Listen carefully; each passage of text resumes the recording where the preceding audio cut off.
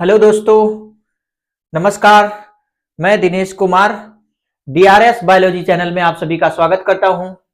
जैसा कि हम लोग कक्षा 12 जीव विज्ञान के बारे में पढ़ रहे हैं और परीक्षा से संबंधित आने वाले प्रश्नों को पढ़ रहे हैं कि कक्षा 12 में जीव विज्ञान से कौन से प्रश्न किस लेसन से बहुत ही महत्वपूर्ण हैं, जो परीक्षा में कई बार पूछे जा चुके हैं, जो परीक्षा में बार बार आते हैं।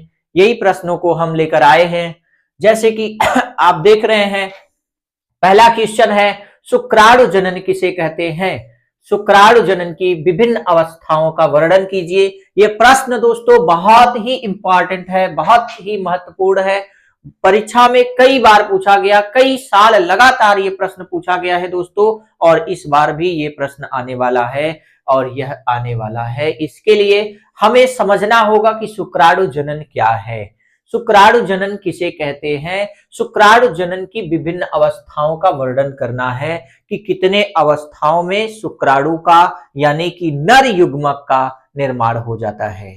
ठीक है, तो आइए चर्चा करते हैं हम लोग। देखिए, यहाँ पे एक शुक्राणु जनन की पूरी स्ट्रक्चर दी गई है, पूरी की पूरी संरचना आपको बना दी गई है, जिसमें से आपको एक एक के करके पढ़ना है और समझना है कि कैसे एक मनुष्य के नर में कैसे शुक्राणु जनन की प्रक्रिया क्या होती है दोस्तों, होती है।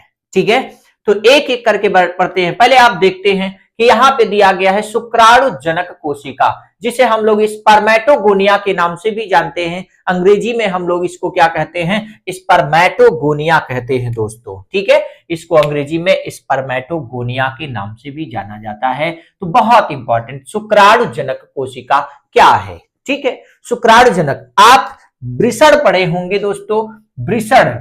ठीक है, वृषण अगर नहीं पढ़े हैं तो हमारे पिछले वीडियो में जाकर के आप वृषण के बारे में पढ़ सकते हैं कि वृषण क्या चीज है। यानी कि वृषण की संरचना इस तरीके से होती है दोस्तों। इसमें वृषणी पिंडक पाए जाते हैं। वृषणी पिंडक आपको बताया जाता है कि प्रत्येक वृषण में लगभग 250 से 300 वृषणी पिंडक पाए जाते हैं, और ये जो होते इनके अंदर 1 से लेकर के 3 नलिकाएं होती हैं दोस्तों।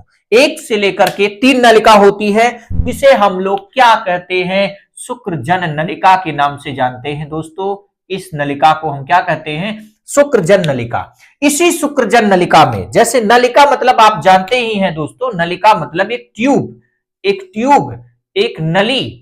ऐसे अगर एक नली को काट दिया जाए, कुछ इस तरीके की संरचना आपको देखने को मिलेगी। इस नलिका में दोस्तों, इस नलिका में 2 प्रकार की कोशिका होती है। 2 प्रकार की, एक कोशिका होती है जिसे हम लोग क्या कहते हैं, नर जर्म कोशिका कहते हैं। बहुत इंपॉर्टेंट, इसी की चर्चा हम लोग करने वाले इस वीडियो में, नर जर्म कोशिका। ठीक है, नर जर्म कोशिका। ठीक है दोस्तों, इन्हें हम क्या कहते हैं, नर जर्म कोशिका के नाम से जानते हैं, या इसे हम लोग कहते हैं ना शुक्राणु जन कोशिका। देखिए नाम से पता है, शुक्राणु जन मतलब शुक्राणु को बनाने वाली कोशिका को क्या कहते हैं, शुक्राणु जन कोशिका। इसी की चर्चा करने वाले हैं। दूसरी कोशिका होती है दोस्तों, दूसरी कोशिका को कहते हैं सर्टोली कोशिका कहा जाता है। कौन सी कोशिका, सर्टोली। ये कौन सी कोशिका होती है, या कोशिका होती है किसकी, इस कोशिका होती है जो होती है शुक्रजन नलिका की। ये कहां पाई जाती है, शुक्रजन नलिका। अच्छा, शुक्रजन नलिका कहां पाई जाती है, शुक्रजन नलिका इसमें पाई जाती है, वृषण के वृषणी पिंडक में पाई जाती है। ठीक है, और वृषणी पिंडक कहां पाए जाते हैं, वृषण में पाए जाते हैं। वृषण कहां पाए जाते हैं, ये जो होते हैं उदर गुहा से बाहर वृषण कोश में उपस्थित होते हैं नर में। ठीक है, तो इतना आप लोगों को क्लियर हो गया कि ये नरजर्म कोशिका यानी कि शुक्राणु जन कोशिका। कौन सी कोशिका, शुक्राणु जन कोशिका कहा जाता है इसको दोस्तों, शुक्राणु जन कोशिका।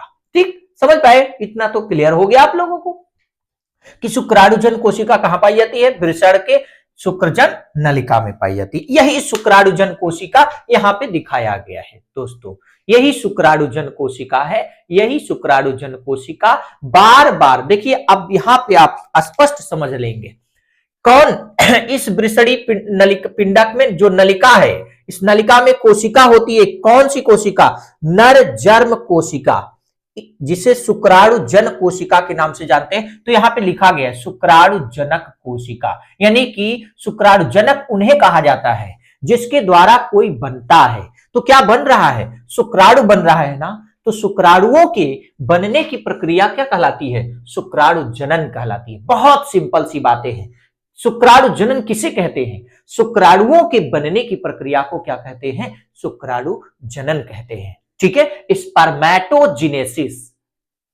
ठीक, तो यही है शुक्राणु जनन, जिसको क्या कहते हैं? स्पर्मेटोगोनिया। अब स्पर्मेटोगोनिया क्या है? ये शुक्राणु जनन की अवस्था है दोस्तों। ये क्या है? शुक्राणु जनन की अवस्था है। कितनी अवस्था होती है? शुक्राणु जनन की 3 अवस्था होती है। यानी ये 3 अवस्था में एक युग्मक, एक शुक्राणु क्या हो जाता है? निर्मित हो जाता है मनुष्य के अंदर। किसके अंदर?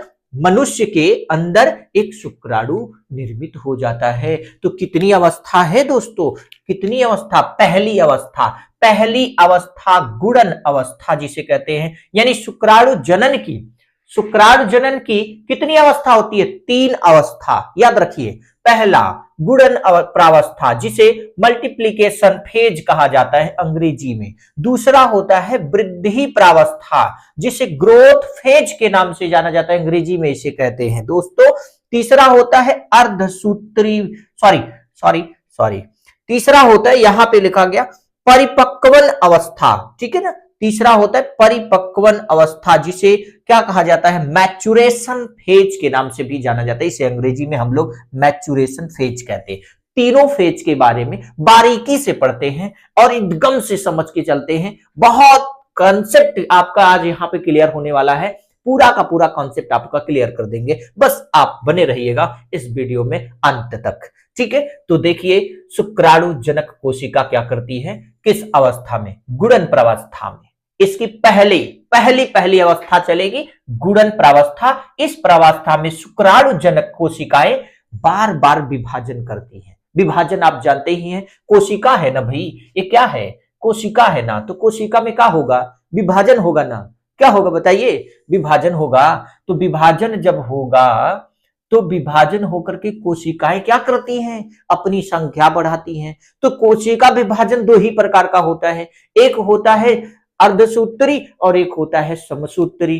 देखिए पूरे शरीर की बात करें तो सब में समसूत्री विभाजन होता है। मनुष्य की हर कोशिका में समसूत्री विभाजन होता है। सिर्फ एक ही कोशिका ऐसी होती है जिसमें अर्धसूत्री, जिसे जनन कोशिका कहते हैं। जनन कोशिका में अर्धसूत्री विभाजन करके ये जो होती है युग्मक का क्या करती है? निर्माण करती है दोस्तों। किसका? युग्मक का निर्माण करती है। युग्मक मतलब क्या? शुक्राणु किसका? नर का। ठीक है, परीक्षा में ऐसे भी पूछा जाता है युग्मक जनन की प्रावस्था बताइए। युग्मक जनन की घटना, तो घबरा मत जाइएगा कि युग्मक जनन सर ने बताया ही नहीं। युग्मक जनन का मतलब यही शुक्राणु जनन। ठीक है, नर में युग्मक जनन, मादा में युग्मक जनन के बारे में पूछा जाएगा। तो चलिए एक एक करके देखते हैं। शुक्राणु जनक कोशिका में क्या होता है? गुणन प्रावस्था में क्या होता है? ये मातृ कोशिकाएं यानी जनक कोशिकाएं बार बार समसूत्री विभाजन की क्रिया करके अपनी संख्या क्या करती हैं? बढ़ाती हैं। अपनी संख्या को बढ़ा लेती हैं। यहाँ पे देखो, यहाँ पे एक ही है। कितना है? देखो एक कोशिका है जिसका नाम शुक्राणु जनक कोशिका है। ये कोशिका विभाजन की, कौन सा विभाजन हो रहा है? समसूत्री। अब बताओ समसूत्री क्यों हो रहा है? क्योंकि भैया ये है गुणी, ये क्या है? ये द्विगुणित है। क्या है? द्विगुणित। द्विगुणित मतलब अभी इसमें गुणसूत्रों की संख्या समान है, यानी कि टोटल गुणसूत्र की संख्या कितनी है? 46 है इसके अंदर। यानी कि नर के अंदर, मानव के अंदर गुणसूत्रों की संख्या कितनी होती है? 46 होती है। तो ये शुक्राणु जनन कोशिका में गुणसूत्रों की संख्या 46 है। ये द्विगुणित है, इसलिए इसको 2n से व्यक्त किया जाता है दोस्तों। किससे? 2n से। ये जो है भी डैप्लॉइड है, इसलिए इसे 2n से व्यक्त किया जा रहा है, द्विगुणित है। अब देखो समसूत्री विभाजन की। समसूत्री का मतलब होता है जब एक मात्र कोशिका अपने समान गुणसूत्र को निकाल करके, विभाजित करके नई संतति कोशिका का निर्माण करती हैं, अपनी जैसे समान संतति कोशिका का निर्माण करती हैं, तो उसे हम समसूत्री विभाजन कहते हैं। तो देखो यहां पे 2n था, तो ये क्या था? शुक्राणु जनन कोशिका। ये शुक्राणु जनन कोशिका विभाजित हुई तो कितनी कोशिका बना ली? 2 कोशिका। कितनी कोशिका? 2। तो दोनों में 2n है कि नहीं है? 2n है ना? इसका मतलब समान गुणसूत्र विभाजित हुआ, तो इसका मतलब समसूत्री विभाजन हो रहा है। तो ये समसूत्री विभाजन कर रही है। यहां एक बार समसूत्री, फिर दोबारा समसूत्री, फिर समसूत्री, ऐसे विभाजन करके ये अपनी संख्या को क्या करती है? बढ़ाती है। किस प्रावस्था में? गुणन प्रावस्था में। तो आप कह सकते हैं कि गुणन प्रावस्था में शुक्राणु जनक कोशिकाएं बार बार समसूत्री विभाजन की क्रिया करके अपनी संख्या को बढ़ाती हैं, और बढ़ा जब लेती हैं तो फिर ये दूसरी प्रावस्था में प्रवेश कर जाती हैं, जिसको कहा जाता है वृद्धि प्रावस्था। इसको नाम से ही देखो, नाम से ही पता है कि वृद्धि प्रावस्था क्या है। ये वृद्धि प्रावस्था किसी से पूछ लो तो बताएगा वृद्धि मतलब यानी कि ग्रोथ। क्या है? ग्रोथ। तो कैसा ग्रोथ? कैसा ग्रोथ? किसका ग्रोथ? ये भैया इसका, ये जो कोशिका है बनी हुई है, इसी का ग्रोथ है। इसी का क्या होगा? ग्रोथ होगा। इसको क्या कहते हैं जानते हैं भैया? इसको कहते हैं प्राथमिक। क्या? प्राथमिक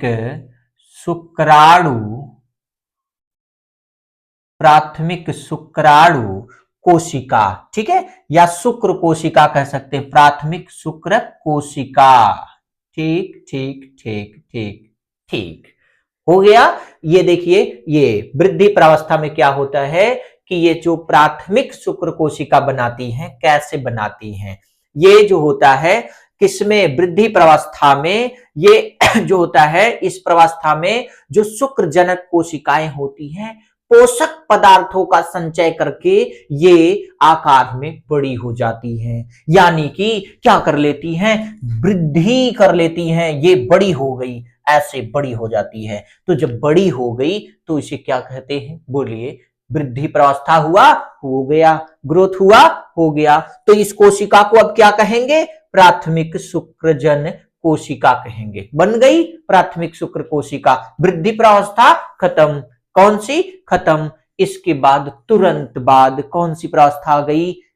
कौन सी? देखो लिखा है परिपक्वन प्रावस्था, मैच्योरेशन फेज। तीसरी प्रावस्था स्टार्ट हो गई।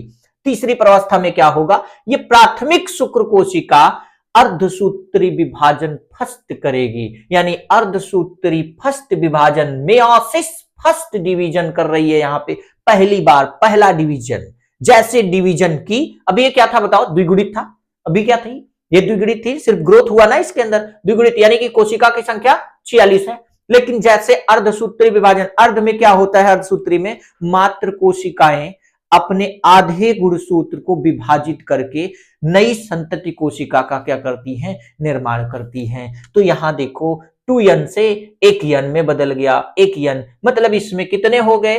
23 गुणसूत्र हो गए। अब क्या बन गया? इस कोशिका को क्या कहेंगे? बताइए क्या कहेंगे? इसको कहेंगे द्वितीयक शुक्र कोशिका।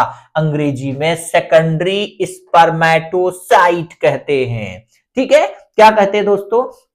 सेकेंडरी स्पर्मेटोसाइट कहते हैं। भैया ये स्पर्मेटोसाइट सेकेंडरी जो है ये क्या करेगी जानते हैं? फिर विभाजन करेगी, फिर विभाजन करेगी। लेकिन अब विभाजन अर्धसूत्री के समान नहीं होगा, अब विभाजन होगा समसूत्री के, होगा अर्धसूत्री ही लेकिन किसके जैसा? समसूत्री के समान होगा। जैसे समसूत्री विभाजन होता है वैसे, लेकिन विभाजन कौन सा होगा? अर्धसूत्री ही होगा, लेकिन समान किसके? समसूत्री विभाजन के समान होगा।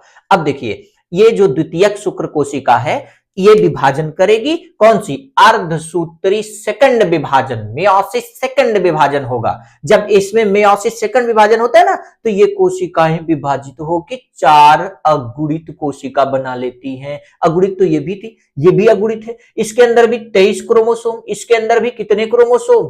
23, इसमें भी 23, इसमें भी 23, इसमें भी 23, यानी कि 23 गुणसूत्र वाले ऐसे 4 पूर्व शुक्राणु स्पर्मेटिड्स का क्या कर लेती है? निर्माण कर लेती है। अभी ये नॉन मोटाइल होते हैं, अचल होते हैं, यानी ये चलने योग्य नहीं होते, ये एक स्थान से दूसरे स्थान पे नहीं जा सकते, तब इन पूर्व शुक्राणु कोशिका में शुक्र कायांतरण होता है दोस्तों। क्या होता है? शुक्र कायांतरण, स्पर्मियोजिनेसिस होता है, जिससे स्पर्मियोजिनेसिस से ये कन्वर्ट हो जाते हैं किसमें? शुक्राणु में, जिसे स्पर्म कहा जाता है, इसे ही गैमिट कहा जाता है। तो इस प्रकार एक प्राथमिक शुक्र कोशिका से 4 अगुणित शुक्राणु का निर्माण होता है। अब प्रत्येक शुक्राणु में कितने क्रोमोसोम है भैया? इसी का कायांतरण है ना ये, तो कितने होंगे? 23 इसके भी अंदर, 23 इसके अंदर, 23 इसके अंदर, 23 इसके अंदर, यानी कि शुक्राणु क्या होगा? अगुणित होगा। क्या होगा? अगुणित, यानी कि शुक्राणु अगुणित एक यन वाला होगा। एक यन वाला शुक्राणु क्या होगा? अगुणित होगा दोस्तों। समझ में आया? आ गया। ऐसे ही फॉर्मेशन होता है किसका? शुक्राणु का। किसका होता है? शुक्राणु का होता है दोस्तों। समझ में आ गया?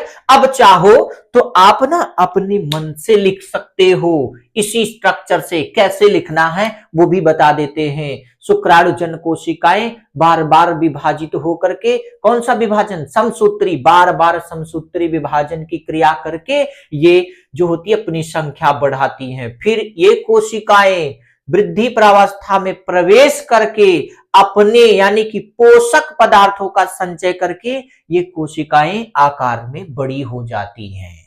ठीक है, आकार में बड़ी हो जाती हैं। अब इन कोशिकाओं को प्राथमिक शुक्र कोशिका कहते हैं। प्राथमिक शुक्र कोशिका परिपक्वन अवस्था में प्रवेश करती है तो यह अर्धसूत्री फस्ट विभाजन करके 2 अगुणित कोशिका का निर्माण करती है, जिसे द्वितीयक शुक्र कोशिका कहते हैं, सेकेंडरी स्पर्मेटोसाइट कहते हैं। ठीक है दोस्तों, इतना समझ गए।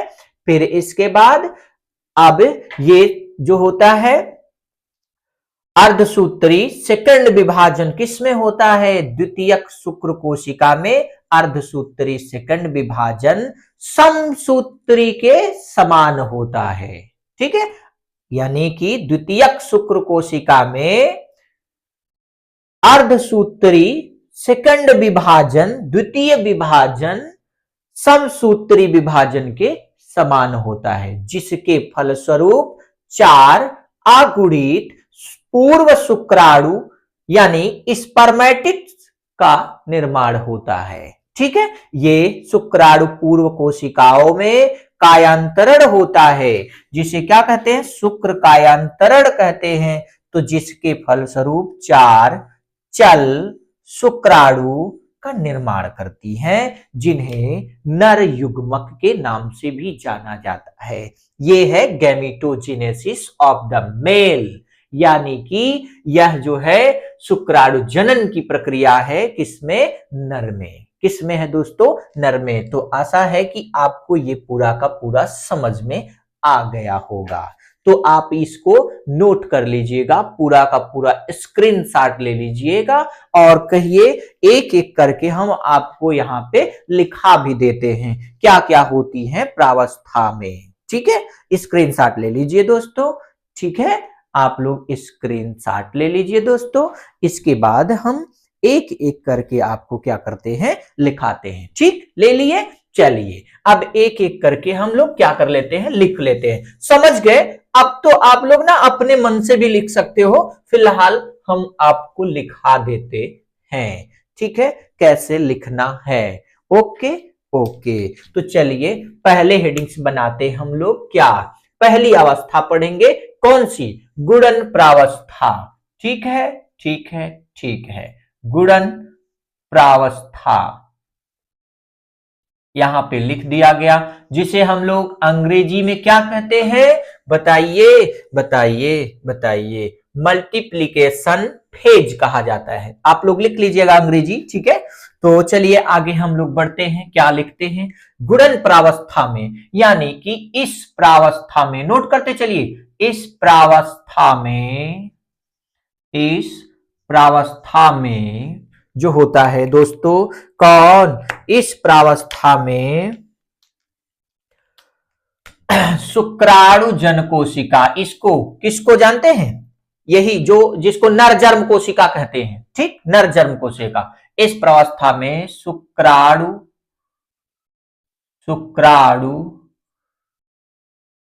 जन कोशिकाएं, नोट करते चलिए। शुक्राणु जन कोशिकाएं बार बार समसूत्री विभाजन करके अपनी संख्या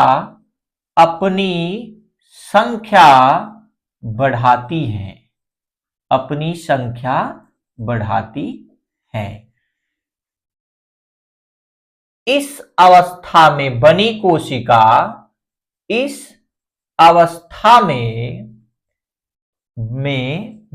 कोशिका द्विगुणित होती है। बनी कोशिका कैसी होती है? द्विगुणित होती है ना, क्योंकि समान गुणसूत्र बटेंगे। बनी कोशिका द्विगुणित होती है दोस्तों, द्विगुणित होती है। ठीक है, इतना तो क्लियर। इसके बाद ये जो कोशिका है, देखिए इसमें जो विभाजन होता है तो जो कोशिकाएं आकार में क्या हो जाती है? बड़ी हो जाती हैं। इस बात को नोट कर लीजिएगा आप लोग, ठीक है, लिखा नहीं रहे हैं आप लोगों को कि इस कोशिका में जो कोशिकाएं आकार में बड़ी होती हो तो वृद्धि प्रावस्था में चली जाती हैं, बाकी जो नहीं होती कुछ ही कोशिकाएं वृद्धि प्रावस्था में जाती हैं। अब बाकी फिर लगातार बार समसूत्री विभाजन करती रहती हैं, यानी कि शुक्राणुजन कोशिका बनाती रहती हैं, याद रखिएगा, ठीक है। यानी कि पूरा कोशिका एक साथ नहीं चली जाती वृद्धि प्रावस्था में, कुछ कोशिकाएं रहती हैं जो अभी अपनी ही अवस्था में चल रही होती हैं, गुणन प्रावस्था में ही चलती रहती है, शुक्राणुजन कोशिका का निर्माण ही करती रहती है। ठीक, समझ गए ना? समझ गए। चलिए, द्विगुणित होती है। द्विगुणित है कि नहीं है? देखिए यहाँ पे द्विगुणित है। समान कोशिका बटी 2 कोशिका, 2 से 4 कोशिका, 4 से 8 कोशिका, क्योंकि कौन सा विभाजन कर रही है? समसूत्री। तो गुणन प्रावस्था में यही होता है। ठीक है, तो चलिए आगे वृद्धि प्रावस्था में बताते हैं। ठीक भैया, ठीक। वृद्धि प्रावस्था में क्या होता है? तो जो देखिए वृद्धि प्रावस्था में बहुत ध्यान से समझिए, स्पष्ट एकदम क्लियर हो जाएगा आपको, एकदम क्लियर। ठीक है, कोई प्रॉब्लम्स नहीं, समझने में कोई गुंजाइश नहीं आपको समझने में। वृद्धि प्रावस्था, जिसको हम लोग ग्रोथ फेज के नाम से जानते हैं, अंग्रेजी में इसको क्या कहते हैं? ग्रोथ फेज कहते हैं। वृद्धि होगी, किसकी होगी? शुक्र जनन कोशिका के द्वारा जो बनी कोशिका है, समसूत्री विभाजन के द्वारा बनी कोशिका है, उन कोशिकाओं में वृद्धि होगी। उन कोशिकाओं को क्या कहते हैं? प्राथमिक शुक्र कोशिका। तो आप लिख सकते हैं इस प्रावस्था में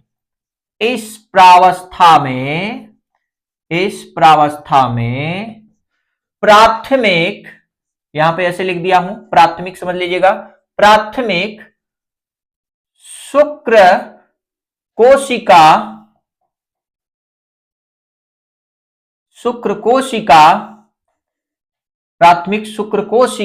जो होती है, ठीक है, पोषक पदार्थों का संचय करके, किसका?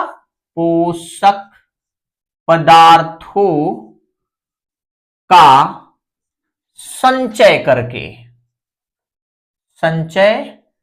करके आकार में, ठीक है, संचय करके आकार में वृद्धि करती है।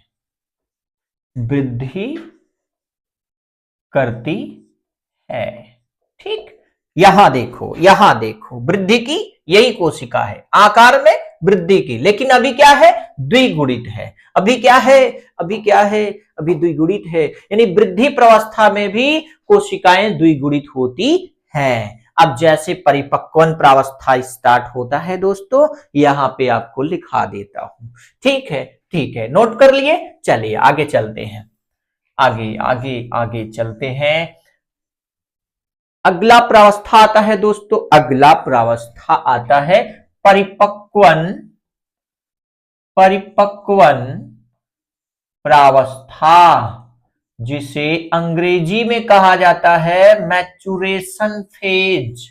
ठीक है, मैचुरेशन फेज में क्या होगा, यहीं पर देख लो कि यही प्राथमिक कोशिकाएं अर्धसूत्री फस्त विभाजन के फलस्वरूप दो अगुणित कोशिका का निर्माण करती हैं, जिसे द्वितीयक सुकृत कोशिका यानी कि सेकेंडरी स्पर्मेटोसाइट कहते हैं। ठीक, ये द्वितीयक अगुणित हो गई, ये क्या हो गई, अगुणित। अगुणित क्यों हुई, क्योंकि कोशिकाएं आधी आधी बट गई, 23 इसके अंदर 23 इसके अंदर, इसलिए इसको एक यन से व्यक्त किया गया, इसे भी एक यन से व्यक्त किया गया। ठीक है, तो चलिए परिपक्वन प्रावस्था में क्या करते हैं, लिखते हैं। ठीक, इस प्रावस्था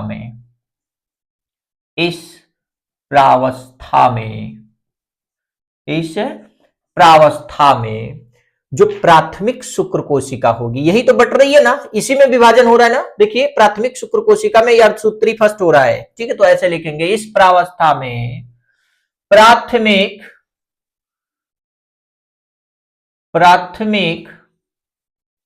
शुक्र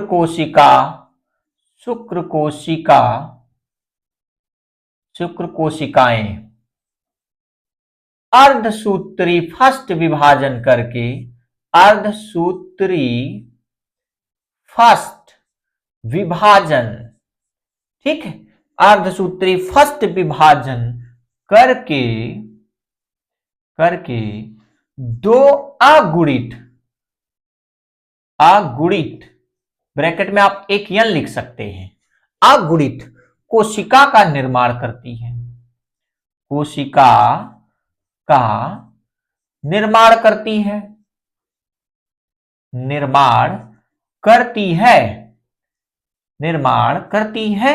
ओके, समझ गए। चलिए ठीक है, तो आगे बढ़ते हैं। निर्माण करती है, ठीक, निर्माण करती है, जिसे क्या कहते हैं, जिसे क्या कहते हैं भैया, जिसे हम लोग द्वितीयक शुक्र कोशिका कहते हैं, जिसे द्वितीयक शुक्र कोशिका कहते हैं दोस्तों, शुक्र कोशिका कहते हैं।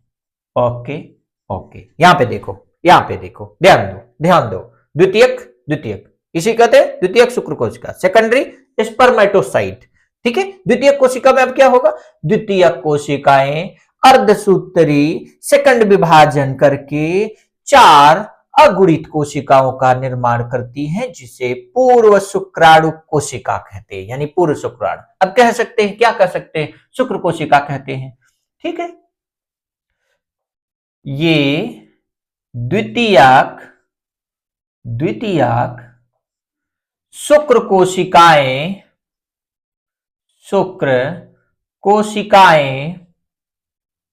ठीक है, द्वितीयक शुक्र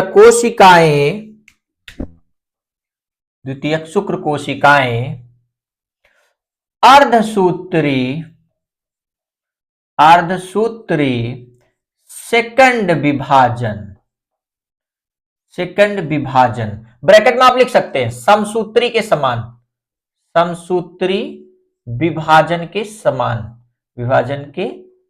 समान, इन्हीं के समान करती हैं, समसूत्री विभाजन के समान, यानी द्वितीयक शुक्र कोशिकाएं अर्धसूत्री सेकंड विभाजन करके 4 अगुणित ब्रैकेट में आप क्या लिखेंगे, यन। ठीक है, अगुणित कोशिकाओं का निर्माण करती है, ठीक है, जिसे क्या कहते हैं, पूर्व शुक्राणु कोशिका, जिसे नोट करते चलिए, जिसे पूर्व शुक्राणु कोशिका कहते हैं। याद हो गया, जिसे पूर्व शुक्राणु कोशिका कहते हैं। ठीक है, कहते हैं, किसको कहते हैं, यही तो है ना। अब इनमें क्या होगा जी, इनमें तो शुक्र का अंतरण होगा, तो इन कोशिकाओं में, तो किन कोशिका में, पूर्व शुक्राणु में, इन इन कोशिकाओं का क्या होगा? शुक्र कायांतरण होगा। शुक्र कायांतरण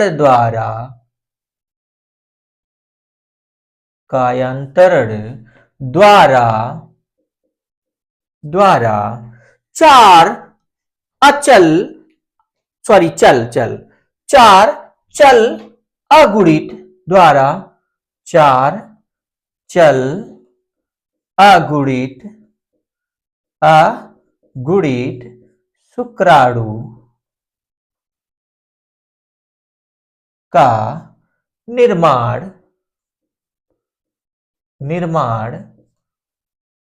करती है। ये बदल जाती है, उसी के अंदर कन्वर्ट हो जाती है।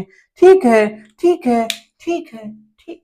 ये तो स्पष्ट आपको क्या हुआ होगा, समझ में आ गया होगा। दोस्तों ये है, ये पूरा खाली स्ट्रक्चर आप समझ लिए ना, तो अपने मन से क्या कर सकते, एक्सप्लेन कर सकते हैं। अगर ऐसा परीक्षा में आ गया तो आंखें बंद करके क्या कर सकते हैं, आप लिख सकते हैं, पूरा का पूरा लिख सकते हैं। ठीक है, तो ये क्लियर हो गया कि शुक्राणु जनन किसे कहते हैं। शुक्राणु जनन किसे कहते हैं? शुक्राणुओं के बनने की प्रक्रिया शुक्राणु जनन कहलाती है। ठीक है, ठीक है, ठीक है, ठीक है। चलिए, शुक्राणु जनन की विभिन्न अवस्था के बारे में भी जान गए। कितनी अवस्था? 3 अवस्था, गुणन अवस्था, वृद्धि प्रावस्था, इसके बाद परिपक्वन प्रावस्था। ये था परिपक्वन प्रावस्था के बारे में। बन गई ना 4 अगुणित शुक्राणु। तो आइए प्रश्न आता है, बहुविकल्पी में पूछा जाता है कि एक प्राथमिक शुक्र कोशिका से कितने शुक्राणु का निर्माण होता है। तो दोस्तों कितने हो रहा है एक शुक्र से, बताइए। एक प्राथमिक शुक्र कोशिका से कितना बन रहा है? 4। तो 4 शुक्राणु का क्या होता है? निर्माण होता है। तो दोस्तों आशा है कि आपको यह वीडियो पूरा समझ में आ गया होगा, और अगर समझ में आ गया है तो लाइक और कमेंट करना ना भूलें। तब तक जो है, और अपने दोस्तों को यह वीडियो दोस्तों शेयर करिए, और जितना हो सके यह वीडियो शेयर करिए। और आप लोगों को यह वीडियो अच्छा लग रहा है तो हमारे चैनल को सब्सक्राइब करिए और अपने दोस्तों तक शेयर करिए। ठीक है, धन्यवाद, नमस्कार।